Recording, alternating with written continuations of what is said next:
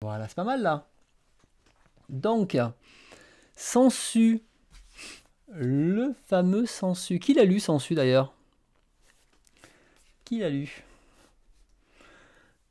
Alors, vous savez que j'ai acheté Sansu parce que c'est Daisuke Imai qui l'a fait.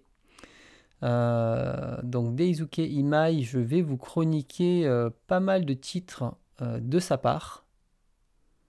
Parce que c'est un auteur que j'aime beaucoup. J'avais lu Paka, j'avais beaucoup aimé, mais j'ai lu d'autres titres de lui que je vous chroniquerai aussi en détail, parce que de toute façon, j'ai déjà écrit mes chroniques de ce côté-là. Alors, on commence. Alors, donc j'avais lu Paka, comme je vous disais, j'avais beaucoup aimé, donc je l'ai même acheté. Et j'ai continué ma découverte de l'auteur, parce que c'est un auteur qui est assez atypique, hein, à la fois par les sujets, les histoires qu'il propose.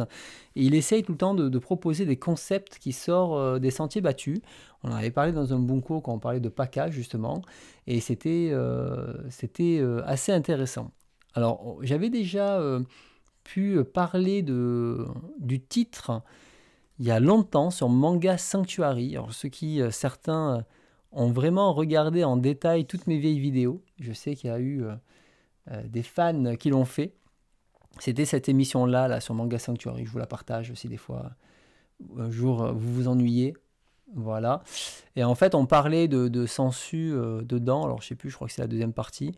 On parlait de Sansu, voilà, vous me voyez avec les cheveux courts, dedans. Et voilà. Et donc, à l'époque, j'avais lu que le premier, je crois. Et j'étais assez intrigué par l'histoire, mais j'avais dit que, en gros, il y avait certains choix de narration qui me semblaient pas pertinents, mais bon, à voir la suite, quoi. Et donc, j'ai dit, je reviendrai plus tard. Et finalement, c'est un titre que j'ai oublié. Et je me suis dit, c'est tant pis. Et en lisant Paka, je me suis dit, allez, je vais lui donner sa chance. Je vais l'acheter. Alors, de quoi parle le manga? Donc, c'est en 5 volumes. Et le manga, en fait, il part d'un postulat assez simple. C'est-à-dire que parfois, vous avez peut-être l'impression qu'un objet chez vous n'est plus à sa place. Et du coup, vous avez l'impression que quelqu'un l'a déplacé. Et vous vous posez la question si peut-être quelqu'un est rentré chez vous entre-temps, pendant votre absence, et a déplacé justement vos objets. Et donc c'est la vie que Yoko, elle, a choisie, c'est-à-dire elle se fait passer pour morte, et elle vit comme ça, comme un parasite. Hop là, je vais zoomer un peu plus. Elle vit comme un parasite, et elle va être, comment dire, elle vit pendant l'absence des propriétaires dans la maison des autres, et elle va rapidement s'apercevoir qu'elle n'est pas toute seule à faire ça, et qu'il y a une sorte de peut-être de communauté, ou en tout cas d'autres sensus, on va éviter les petites paires de fesses, une autre sensu qui fait la même chose. Alors, le manga, en fait, il a une thématique qui est très intéressante, c'est-à-dire que déjà, il part d'une peur très personnelle, hein. Je pense que personne n'a envie que quelqu'un s'immisce dans votre vie privée ou utilise nos objets, et je pense que tout le monde ferme bien sa porte à clé, voire mettre des alarmes quand ils ne sont pas à la maison pour être sûr que leur maison soit tranquille. Et donc, je trouve que le début du récit est très cool, hein. C'est le moment où on se pose plein de questions.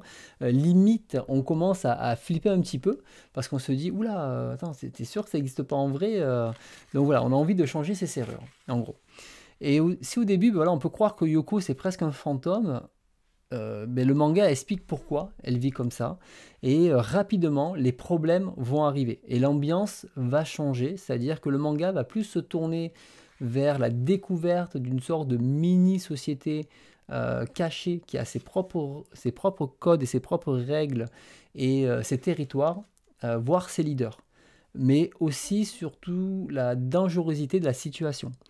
Et donc, rapidement, voilà, le manga, en fait, va changer de ce côté-là. Il faut savoir que les sensus, c'est des personnes qui sont hors système. Donc, elles n'ont pas toutes des bonnes intentions comme Yoko. Yoko, finalement, elle fait rien. Elle squatte un petit peu, elle se casse, quoi. Et ce qui est intéressant, c'est ce côté parasitaire, de vivre aux dépens des autres, de vivre dans leurs ombres parce que elles n'ont plus d'identité, elles sont hors système, elles vont même on va même jusqu'à oublier leur existence. Comme elles n'ont plus d'identité civile, elles n'existent plus. Et dans le volume 2, justement, l'auteur va traiter de ce qu'on appelle les enfants noirs. C'est les enfants en Chine qui sont nés sans papier à cause de la politique unique. Et je trouvais par exemple que c'était très pertinent de parler de ça, puisqu'on était sur des personnes hors système. Donc la thématique est super intéressante. Et même l'idée de la société secrète, se dire qu'il y a une double société qui est là-dedans, on peut s'imaginer un monde totalement inconnu et régi par des règles qui sont implicites et parallèles aux nôtres, qui ne sont pas les mêmes que les nôtres, mais qui sont pour elles normales. Et donc les 2 premiers volumes de Sensu sur les 5 sont très intrigants et très intéressants. Le souci du récit, c'est que en fait, on va basculer dans une série d'actions et de suspense qui fonctionne bien jusqu'au premier, on va dire, et 2e volume. Mais à partir du 3e, ça y est, là, on se focalise plus sur du spectacle, je dirais, mais aussi sur une sorte de love story pas du tout intéressante au niveau comment dire, de l'histoire. Mais il y a des personnages qui arrivent, notamment ce personnage. Hop là, est-ce qu'on le voit Attends, j'essaie de le trouver parce que... Voilà, on le voit là. C'est un petit personnage là avec son truc. Et en fait, on a l'impression d'avoir un Hisoka mais version Wish. Donc voilà, c'est vraiment pas intéressant. Et à un moment, pareil, il y a une psychopathe qui fait sa loi, c'est elle. Et en fait, c'est la psychopathe qui a 20 ans, qui connaît toute la vie, etc., etc. Et je trouvais que du coup, ça devenait vraiment manga pour adolescents, quoi.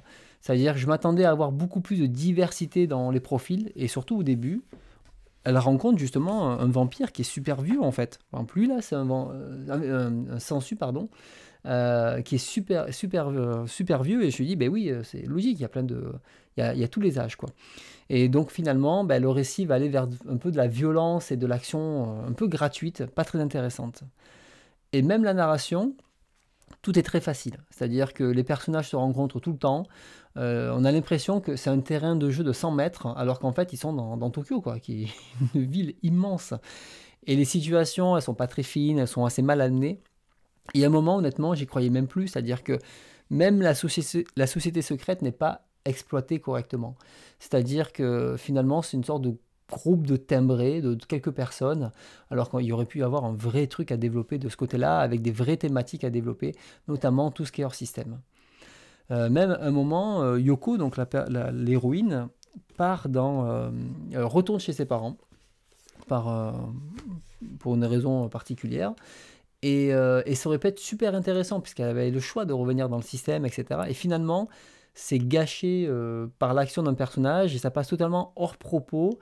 Et même si on va dire ça a quelques conséquences sur la suite, c'est pas finalement hyper intéressant. Et la love story, j'en parle pas, enfin c'était hyper nul, quoi. Pareil, dans le volume 4, à un moment, il y a la police qui commence à rentrer en jeu, mais même ici, c'est pas exploité, c'est pas continué. Et c'est dommage parce qu'en fait, le manga a tous les éléments pour faire un manga beaucoup plus profond, beaucoup plus intéressant, mais sûrement dû au succès de la prépublication et au magazine, il a dû faire des choix d'être beaucoup plus grand public, et finalement il survole en fait tout ça, toutes les questions sont balayées, il n'y a pas réellement d'impact sur le quotidien, sur la psyché des personnages, mais aussi de voir les vies différentes des personnages. Ça aurait été hyper intéressant de voir les mecs qui squattent des appartements de luxe, les différents profils derrière, des plus excentriques aux plus pauvres, enfin je sais pas, il y avait plein de choses à faire. Et finalement, la série a abordé certains sujets, mais de manière très maladroite. Et à chaque fois, l'action gâchait tout ça. Alors, je pense qu'il y avait vraiment des vrais sujets de société et des parallèles à faire, comme tous les sans-abri et les autres exclus de la société, les endettés, etc. Enfin, plein de choses en fait qui justement sont hors système. Et l'exemple des enfants chinois était vraiment très très bien, très pertinent. Et même avoir, je sais pas moi, des astuces pour squatter au quotidien. Enfin, il y aurait pu y avoir des trucs très très cool, quoi. Et voilà, la série tourne trop autour du divertissement, comme je disais. Et quand j'avais lu le volume 1, j'avais vu j'avais vu ce tournant vers l'action et je me suis dit, ah, je sais pas. Et finalement, ça s'est confirmé avec la longueur. Donc, c'est dommage, c'est un essai raté. J'ai pas pris mon plaisir. Je dis pas que c'est mauvais sur tous les plans. Je dis juste que si on aime le divertissement, finalement, on a une thématique qui est originale et intéressante. Si on cherche des mangas un peu plus profonds où l'action n'est pas ce qui doit primer sur le scénario, ben, finalement, on est vite déçu du récit. Donc, c'est ce que je dirais de ce côté-là. Donc voilà, donc ça c'était mon avis sur Sensu. Il y aura d'autres mangas de lui qui arriveront comme Destin Parallèle, tout ça, qui est déjà beaucoup plus intéressant. Mais celui-ci, je le garderai pas, je le revendrai parce que j'ai pas d'intérêt, je ne prendrai pas plaisir à le relire particulièrement. Voilà, je sais pas s'il y en a qui l'ont lu et qui pensent pareil, parce que Zeno, j'ai vu que tu l'avais vendu justement. Voilà, et là, typiquement, c'est le genre de manga. J'ai plus envie de passer 10 minutes, un quart d'heure dessus.